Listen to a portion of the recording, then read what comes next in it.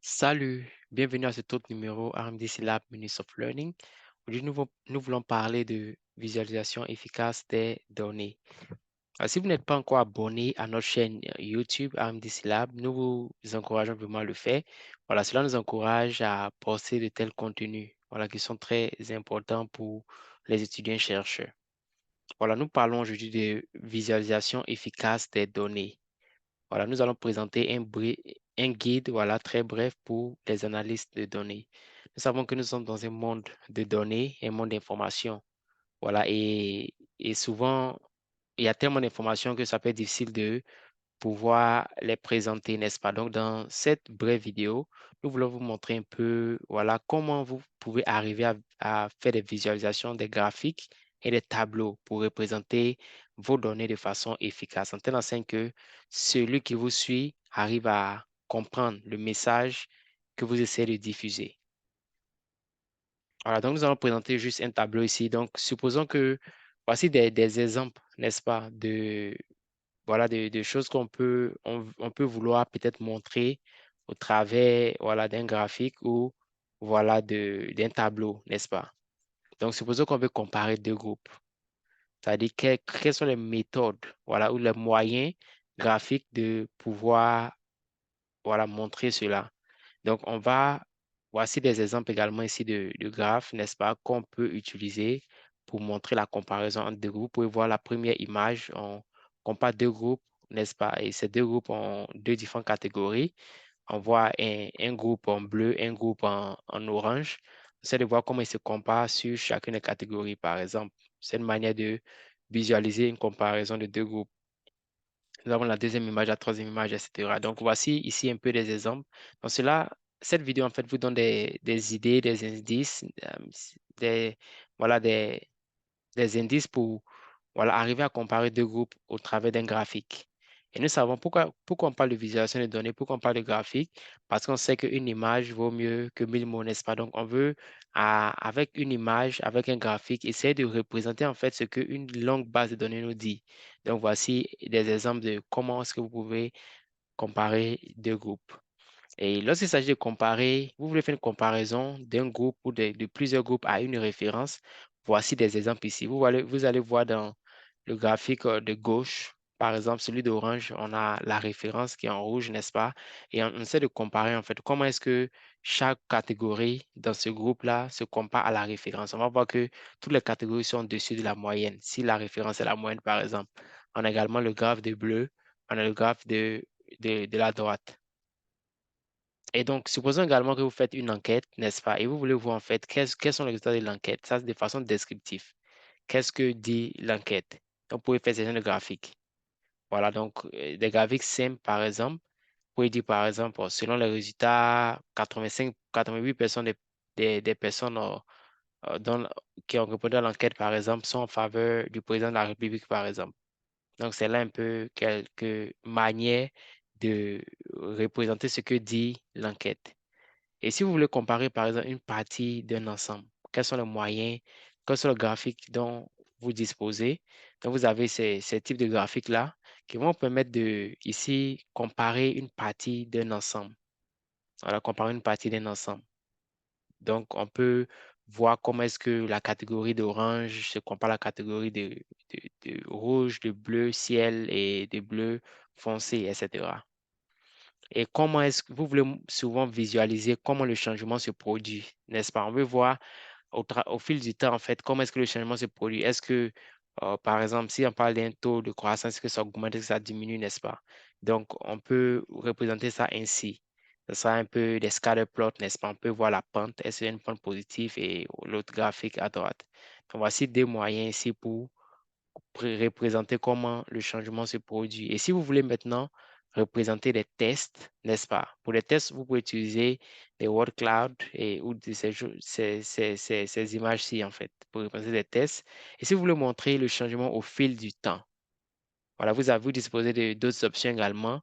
On peut partir d'un temps A à un temps B. On peut montrer comment est-ce que ça change, n'est-ce pas?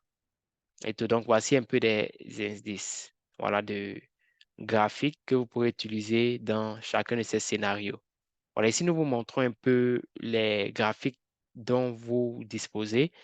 Voilà, et pour vraiment ceux qui nous suivent, nous offrons des formations également. Si vous voulez arriver à faire ces graphiques-là dans R, par exemple, ou dans SPSS, dans Stata, voilà, ou dans Python même, voilà, AMDC Lab offre des formations pour vous apprendre, n'est-ce pas, pour reproduire ces graphiques-là dans R, Python, SAS, SPSS ou même la Stata. Donc, veuillez nous contacter. Notre adresse s'affichera sur l'écran à la fin de cette vidéo. Voilà, vous pourrez nous contacter si vous avez besoin de savoir faire ces codes, sinon ces graphiques dans R, par exemple. OK, donc nous allons montrer un exemple rapidement. Donc, ici, on regarde, vous voyez sur l'écran, et il y a 5 déclarations qui ont été faites, n'est-ce pas? Et nous voulons voir est-ce qu'il y a une différence entre les points de vue des parents et des enfants, n'est-ce pas? Donc, on voit que les barres en orange, c'est le point de vue des enfants, n'est-ce pas? Et en bleu, c'est pour les parents. Donc, pour la première déclaration, déclaration 1, on va voir que le pourcentage des enfants est supérieur au pourcentage des parents. On peut le voir à travers les graphiques, n'est-ce pas? On peut le voir évidemment. Quand on prend la deuxième déclaration, on voit que le pourcentage des enfants est encore supérieur au pourcentage des parents. Donc, on voit que les avis diffèrent un peu. Peut-être que les enfants sont plus en accord que les parents, n'est-ce pas? Quand on regarde la cinquième déclaration, c'est la même chose. On voit que les enfants sont un peu plus en accord comparé aux parents. Mais quand on regarde la déclaration 4 ici, qu'est-ce qu'on remarque? On va remarquer que, voilà, ici, c'est l'opposé en fait. Les parents voilà, sont peut-être plus d'accord avec ces déclarations comparées aux enfants. Et quand on va à la déclaration 5, voilà, on voit que les enfants sont plus d'accord que les parents. Donc, le but de la visualisation de données, en fait, vous devez savoir que quand on parle de visualisation de données, il y a plusieurs choses qui vont, n'est-ce pas? Donc, il y a la capacité mentale qu'un graphe peut demander, en fait, n'est-ce pas? Donc, vous voulez arriver à produire un graphe qui va permettre au lecteur de pouvoir cerner l'information, n'est-ce pas? Ou l'histoire que vous essayez de faire passer par ce graphique sans fournir assez d'efforts. Donc, ici, supposons que c'est un tel graphe, et on va comparer ce deuxième graphe. Et vous allez voir pour vous-même quel graphe vraiment demande moins en termes de capacité mentale pour pouvoir cerner. Et on compare ça à ce deuxième graphe ici. Donc, ce deuxième graphe, ce sont les mêmes déclarations, n'est-ce pas? On a la déclaration 4. Donc, voici le deuxième graphe, en fait. On voit que les parents sont à gauche, les enfants sont à droite. Donc, quand on prend la déclaration 4, on peut voir automatiquement que les parents sont d'accord à 89%, tandis que les enfants sont d'accord à 58%. Quand on prend la déclaration 3, les parents sont d'accord à 80%, tandis que les enfants sont d'accord à 85%. Vous voyez donc, le deuxième graphe ici, dès qu'on voit le graphe, on voit le pourcentage en même temps. Donc, c'est rapide d'avoir le pourcentage. La comparaison aussi est rapide. On peut voir si la pente est ascendante ou descendante, on sait quel groupe est plus élevé. Et en même temps, voir le nom. Vous allez voir que dans le deuxième graphique, en fait, on arrive à mieux cerner, en fait, l'histoire qu'on veut dire ici, en fait, n'est-ce pas?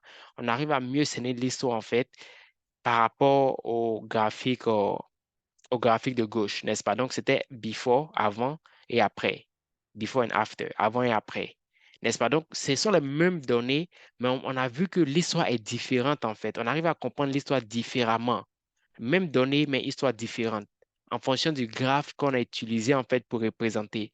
Donc, cet exemple, c'est pour vous montrer à quel point, en fait, il est impératif voilà, de choisir le graphique approprié, en fait.